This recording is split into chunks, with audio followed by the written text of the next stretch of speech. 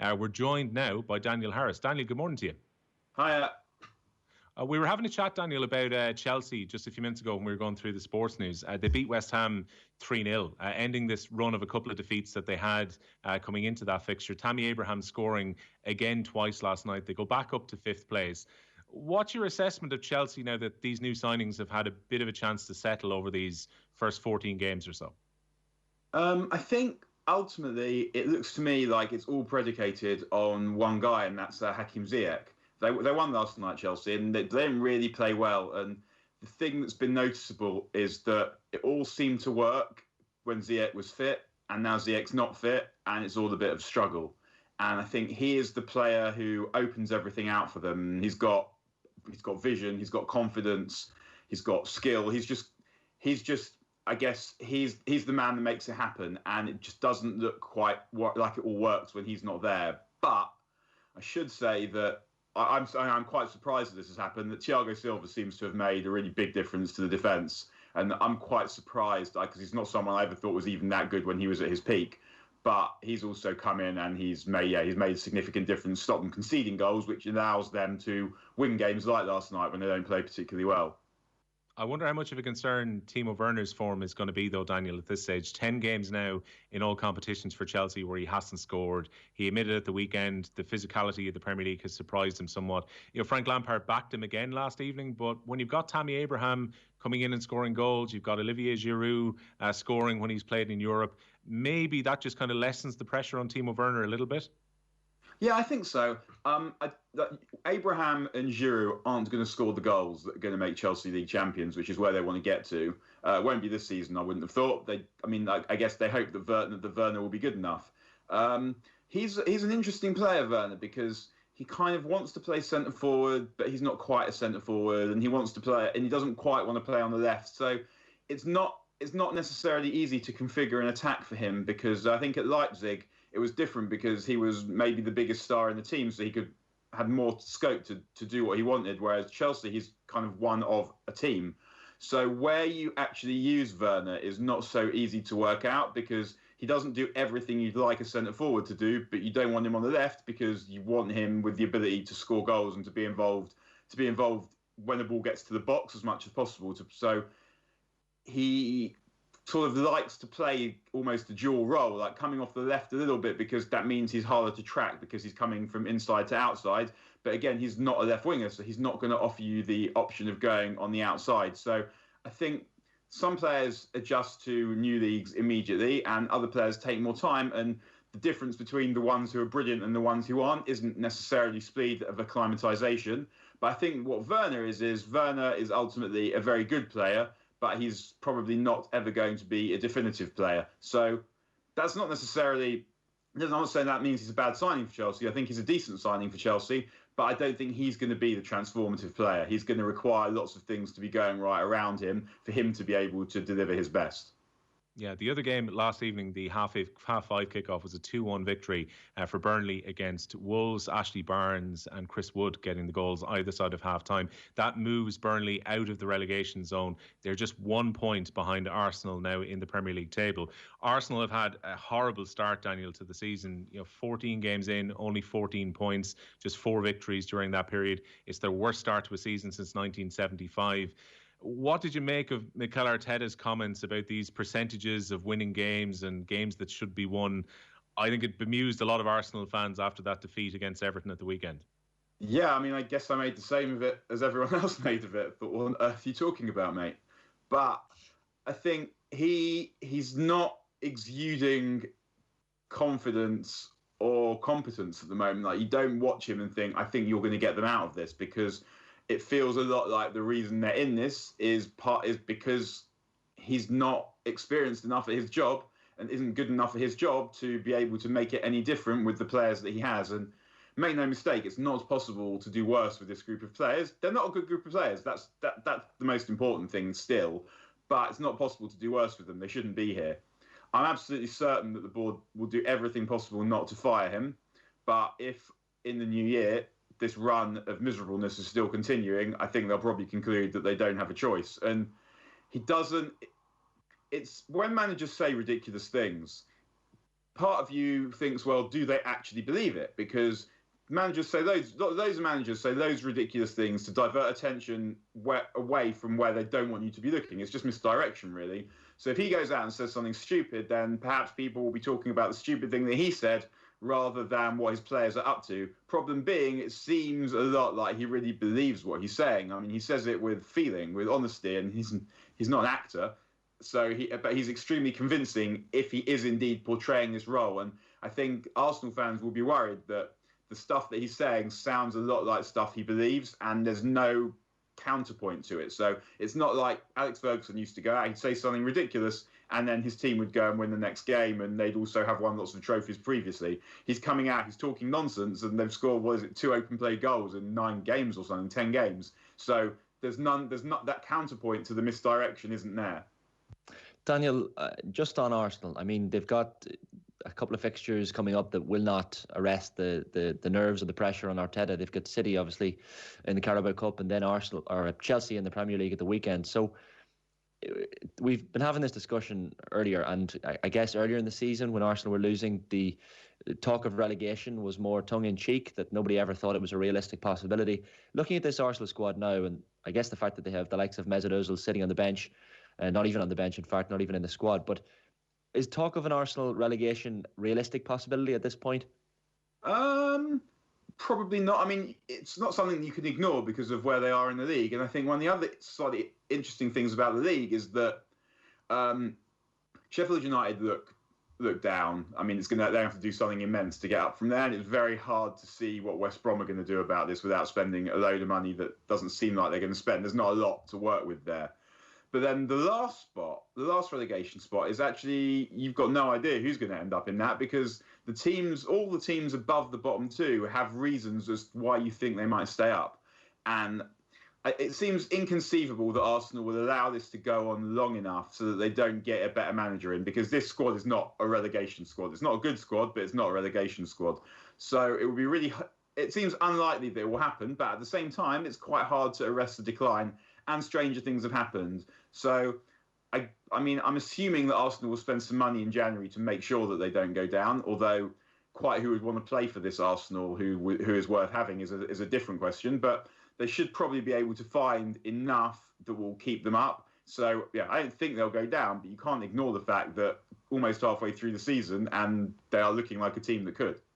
Yeah, that Brighton game next week looks perhaps even as crucial as Chelsea and Man City. They play Man City in the EFL Cup this evening. You've got Everton against Manchester United tomorrow. Everton on the back of their victory at the weekend against Arsenal in the Premier League. Daniel, what was your assessment of Manchester United against Leeds at the weekend? You know, Scott McTominay getting 2 goals, plenty of praise from his manager. And generally, they started maybe converting some of those chances, which those front players hadn't been doing in recent weeks. Yeah, United played pretty well. It felt a little bit like, what you say about the chance conversion, United should have scored 10 goals in that game. And the lack of ruthlessness in finishing, I think, is still a big problem. When I look at that team, and I know people like to say, well, they struggle to break down mass defences, that kind of thing. I don't see that as a tremendous problem with this team, because it's not something like they're scoring goals now. There are 2 things that need sorting with this team: the defending. And if you watch the Leeds game, you would see that that's something that still needs defending. Like, they could have easily conceded 6.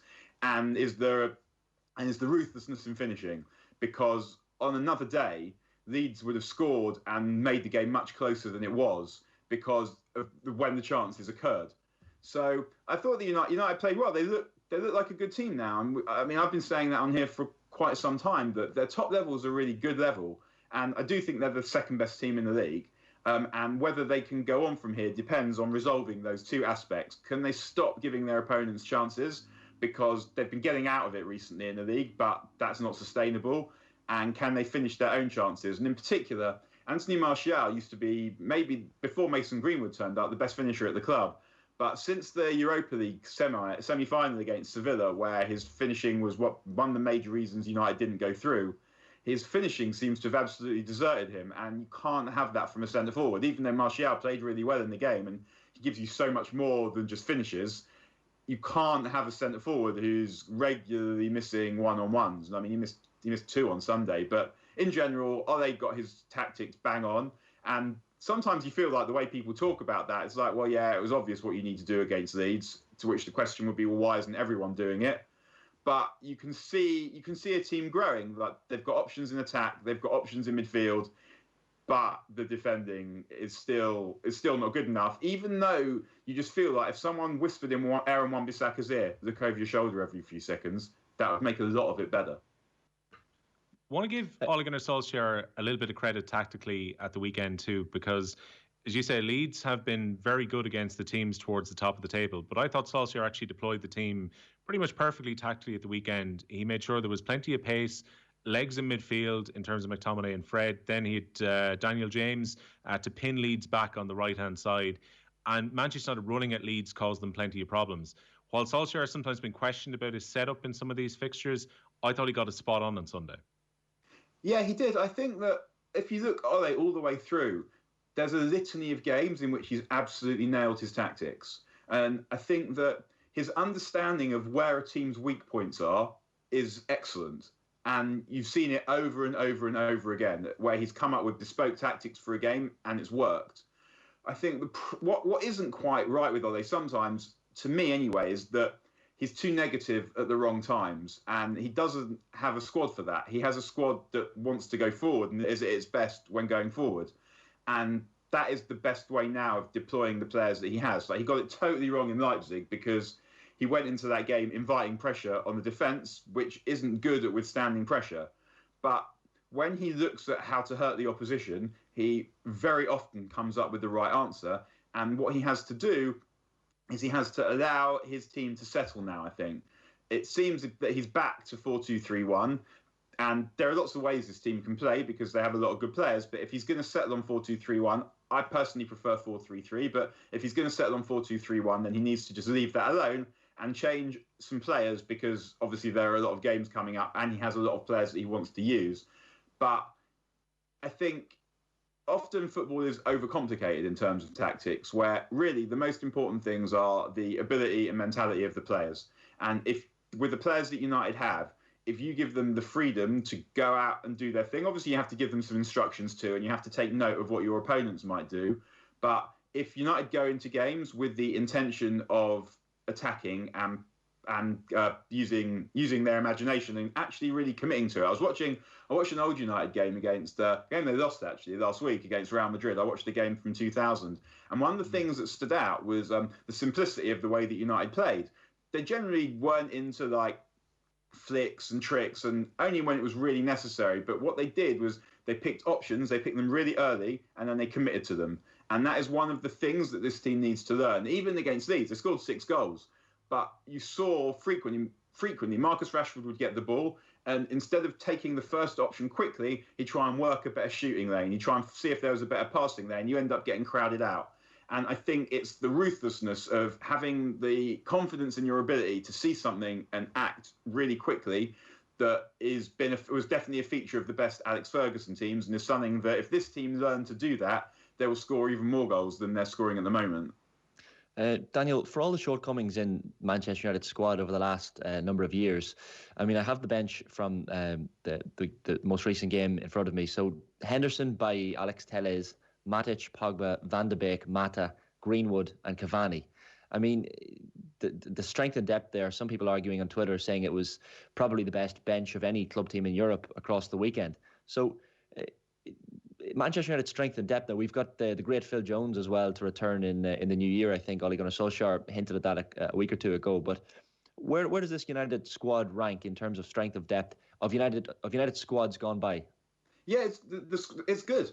The first 11 still needs some attention, but they've got when everyone's fit, they've got good options, and that's really the way it should be. And you can't argue with the way that Ole has built it in that aspect. And whilst at the same time also re-energizing the youth setup, like where there's lots of players there are a lot of players currently in the youth setup who United think are going to make the first team. There's Ethan there, there's Hannibal Medri, who Ole bought from Monaco, there's Facundo Pellistri, there's Diallo, who's coming in January. So what you see with United is a club that when Ole took over was absolutely on its arse. I mean, it really was. Like they lost the last Mourinho game was a dreadful defeat to Liverpool.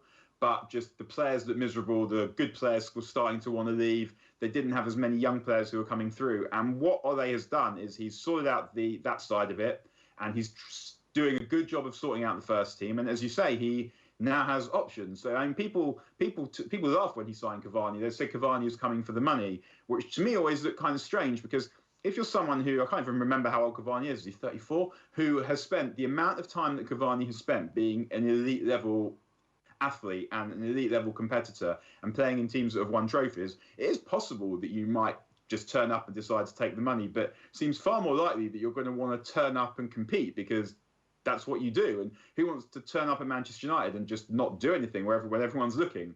And so they've got those options off the bench. And if you even think back to last season, they signed Igalo on loan because they didn't have anyone else and they couldn't find anyone else, and that had to constitute an emergency option.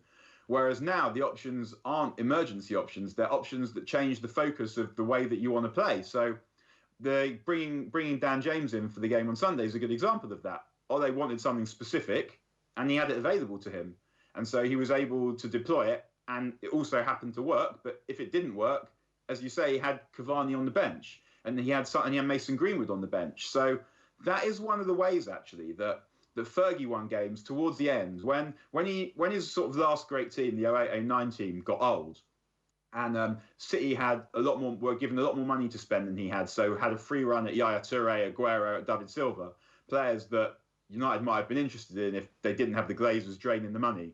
So what Fergie did was he knew that, I felt anyway, that he knew he couldn't compete in terms of the strength of the first 11, which is why the year that City won the league in 2012, the direct games between the team, you could see that City were a much better team. But what Fergie had was he bought an absolute load of wingers and a load of centre forwards, because he knew that those are the players that will help you decide games when games are tight, when you're able to bring on someone who does something different to what the other players that you had before you did. And United are sort of getting towards that point. They still don't even have any kind of right winger in the squad until Diallo arrives. So I think that will make a difference.